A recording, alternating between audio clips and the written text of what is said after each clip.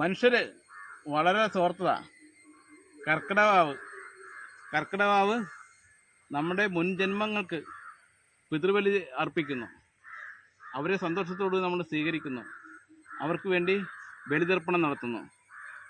ബലിതർപ്പണം നടത്തുമ്പോൾ അതിൻ്റെ പ്രത്യേകത ഉണ്ട്. നമ്മൾ വീടുകളിൽ ബലിതർപ്പണം നടത്തുമ്പോൾ ഉള്ള പ്രത്യേകത തന്നെ, എല്ലാം കഴിഞ്ഞ് കൊണ്ടുവച്ചതിന് ശേഷം കൈയടിച്ച് കാക്കയെ വിളിക്കും.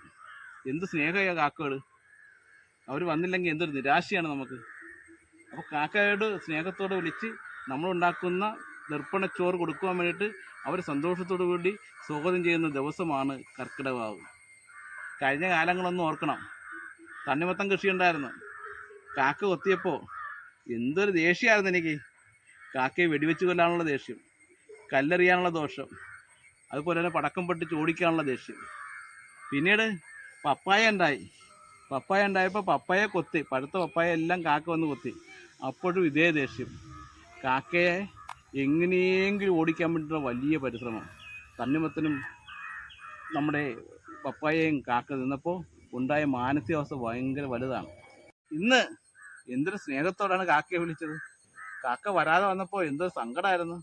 കാക്കയെ സ്നേഹത്തോട് വിളിക്കുന്നു, വിളമ്പുന്നു, ഊട്ടുന്നു. ഇന്ന് കാക്ക ഇല്ലെങ്കിൽ ജീവിതം തന്നെ ഇല്ല എന്നൊരു പ്രതിസന്ധിയിലാണ്. അതെന്ത് മനസ്സിലാക്കണം. ഇതാണ് മനുഷ്യർ.